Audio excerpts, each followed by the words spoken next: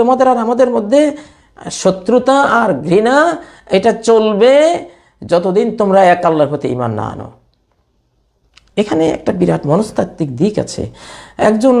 একজন টিউমার হয়ে গেছে, টিউমারের রোগী, তাকে যদি ডাক্তার খুব মায়া করে অপারেশন থেকে দূরে রাখে, ছুরি না চালায়, আহারে কি করে তোমাকে আমি ছুরি চালাই, তুমি আমার একজন ভাই, তোমাকে আমি কত ভালোবাসি, তোমার মতো একটা মানুষের আমি এভাবে পেট কাটবো, কয়েক কেজি রক্ত ঝরাবো, এটা হয় না। এটা কিন্তু আসলে আদর না। আদর হলো, হ্যাঁ টিউমারে তুমি নির্ঘাত এখন মৃত্যু মুখে চলে যাচ্ছ, তোমাকে বাঁচাবার জন্য একটা চেষ্টা করি, কঠোর একটা সিদ্ধান্ত নেব, কিন্তু সেই উপরে কঠোরতা, ভিতরে দয়া মায়ায় ভরা। মুসলিমরা যে শত্রুতা করে এটা জান্নাতে নেওয়ার জন্য। আহারে শয়তান আমারই তো ভাই, তারা আদমের জাত, আদম হাওয়ার ছেলে মেয়ে, এদেরকে জাহান্নামের দিকে নিয়ে যাচ্ছে, আমি দেখতে পাচ্ছি।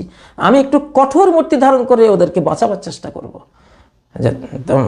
শিকল পরিয়ে বন্দি করে এনে আমার বাড়ির কাছে রাখলে, মসজিদে রাখলে, আমার আদর্শ দেখে, আমার সুন্দর ব্যবহার দেখে, মাধুরিমা দেখে, মসজিদের সুন্দর সাহাবীদের এইগুলি দেখে হতো, বা মুসলিম উম্মার মধ্যে এটা সবসময় ছিল, এখনও আছে, এগুলো দেখে তাদের মধ্যে একটা চেঞ্জ আসে। এই জন্য একটু রুদ্র মূর্তি ইসলামে ধারণ করার অনুমতি আছে মানুষকে জান্নাতে নেওয়ার জন্য।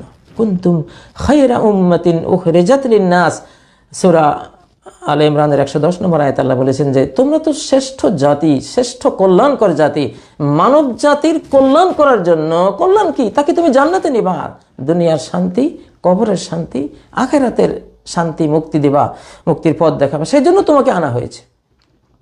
রাহমাতুল লিল আলামিনের জাতি, তারা তো নিজেদের থেকে শত্রুতা করবে না, কিন্তু শত্রুতা ওরা করে আমাদেরকে বুঝতে না পেরে। আচ্ছা, তাহলে তিনটা কারণে খ্রিস্টান জাতি মুসলিমদের কাছাকাছি। নবীজি বলেছেন যে ঈসা আমার সবচেয়ে বেশি কাছের, আনা আউলান নাসি বিঈসা ইবনে মারইয়াম লাইসা বাইনি ওয়া বাইনাহু নবী, আমি হযরত ঈসা আলাইহিস সালামের সবচেয়ে কাছের মানুষ, আমার মাঝে আর তার মাঝে আর কোনো নবী নেই। 600 সামথিং বছরের পার্থক্য। ঈসা আলাইহিস সালাম তার 600-650 বছর পরে হযরত নবী সাল্লাল্লাহু আলাইহি ওয়াসাল্লাম পৃথিবীতে এসেছেন, তো মাঝখানে আর কোনো নবী নেই। এবং ঈসা আলাইহিস সালাম নবিয়্যুন ও সাহাবী, হযরত ঈসা আলাইহিস সালাম তিনি নবী আবার সাহাবীও। নবী তো ছিলেন সেটা আমরা সবাই জানি, সাহাবী হয়েছেন কবে? মেরাজের রাতে তিনি আকাশে নবীজির সাথে সাক্ষাৎ করেছিলেন, সেই হিসাবে তিনি নবীজির সাহাবী। শেষ জমানায় তিনি যখন গোটা বিশ্ব শাসন করবেন, নবী সাল্লাল্লাহু আলাইহি ওয়াসাল্লামের সাহাবী হিসেবে তিনি তার খেলাফতের দায়িত্ব তিনি পালন করবেন। আল্লামা যাহাবী এই কথাটি উল্লেখ করেছেন যে ঈসা ইবনে মারইয়াম সাহাবিয়্যুন ওয়া নবী। আচ্ছা, আরেকটা কথা আল্লাহ বলছেন খ্রিস্টানদের ব্যাপারে, যারা খ্রিস্টান ধর্ম ফলো করে, ওয়া ইযা সামিউ মা উনজিলা ইলার রাসূল তারা আয়ুনহুম তাফিদু মিনাদ দাম', আর ওই যে সামিউ, তারা যখন শুনে, মা উনজিলা ইলার রাসূল, রাসূলের প্রতি যা নাজিল করা হয়েছে তা, এই কোরআন যখন শুনে, তারা আয়ুনহুম, তুমি দেখবে তাদের চক্ষুসমূহ, তাফিদু বয়ে যাচ্ছে, ভেসে যাচ্ছে, মিনাদ দামে, অশ্রুতে, চোখের পানিতে, হ্যাঁ ভেসে যাচ্ছে, মিম্মা আরাফু মিনাল হাক্কি, সত্য বুঝার কারণে, তারা সত্য বুঝে তাদের হৃদয় গলে গেছে। ইয়াকুলুনা, তারা বলে, রব্বানা আমান্না, হে আমাদের রব আমরা ঈমান এনেছি, ফাকতুবনা মা'আশ শাহিদিন, আপনি আমাদেরকে সাক্ষ্যদাতাদের মধ্যে শামিল করে নিন, লিপিবদ্ধ করে নিন। মানে যারা ঈমানের তৌফিক পায় তাদের খুব প্রশংসা আল্লাহ করেছেন। এমনিও তারা কাছে, মুসলিমদের কাছে। এবং সূরা আন-নিসার 159 নম্বর আয়াত, 159 নম্বর আয়াতে বলেছেন, ওয়া ইমিন উম্মাতিন ওয়া ইমিন আহলিল কিতাবি ইল্লা লায়ুমিনান্না বিহি ক্বাবলা মাউতিহি। 159, যে আহলুল কিতাব, বিশেষ করে অর্থাৎ খ্রিস্টান, ইহুদিরা তো যুদ্ধ বিগ্রহ করে শেষ হয়ে যাবে, যারা আহলুল কিতাব খ্রিস্টান, এদের এমন একটা লোকও থাকবে না যে ঈমান আনবে না তার মৃত্যুর আগে। ঈসা আলাইহিস সালাম যখন পৃথিবীতে আসবে, তার মৃত্যুর আগে খ্রিস্টান জাতির সবাই মুসলিম হয়ে যাবে, সবাই ঈমান নিয়ে আসবে। তো এটাও একটা কিন্তু কাছে হওয়ার একটা মস্ত বড় কারণ। তো এইটা বর্তমান আমাদের দৃষ্টিভঙ্গিতে কোন জাতি তারা কঠিন শত্রুতা করে, আমরা যতই চেষ্টা করব আমরা কাছে পাবো না, আর কোন জাতি একটুখানি সদ্ব্যবহার করলে কাছে পেয়ে যাব, এটা কিন্তু কোরআন একটা লাইন এখানে আমাদেরকে বাতলে দিয়েছে। এরপরে যেটা জরুরি, খুবই জরুরি একটা বিষয়, সূরা আলে ইমরানের 119 নম্বর আয়াত, 118 নম্বর আয়াত, এটা কিন্তু স্পেশাল আমাদের পার্সোনাল একটা আয়াত, খুব খেয়াল করে শুনুন।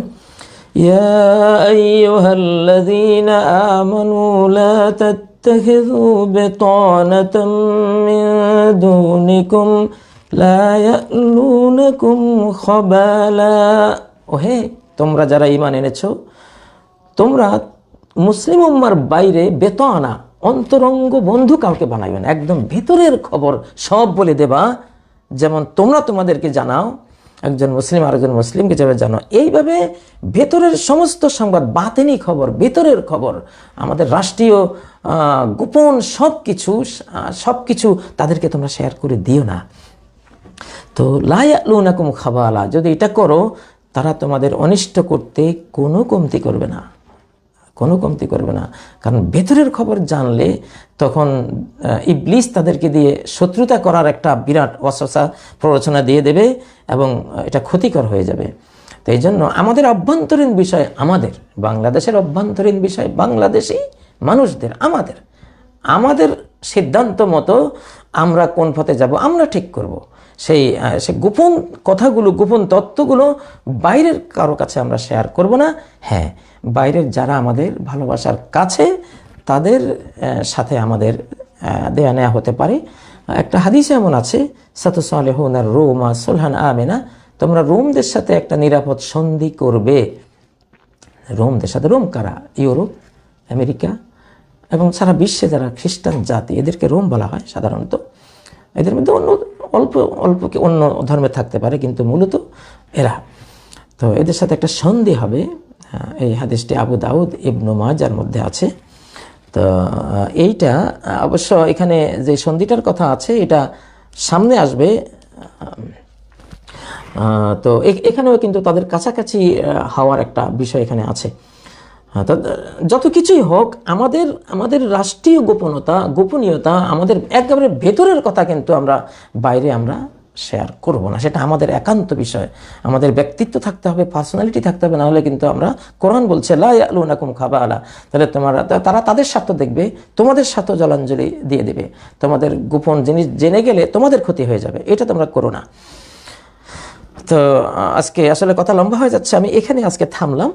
আমাদের স্বকীয়তা, পার্সোনালিটি, এগুলো কঠিনভাবে বহাল রেখে কোন জাতি কাছের তাদের সাথে আমরা দেয়া নেয়া করতে পারি, আর কারা দূরের ওয়ালার সাথে দূরের মতো করে আচরণ করা, কাছের ওয়ালার সাথে কাছের মতো করে আচরণ করলে সূক্ষ্মভাবে, যাতে করে আমরা ক্ষতিগ্রস্ত না হই, আমাদের স্বার্থ যাতে ঠিক থাকে। আল্লাহ তৌফিক দান করুন।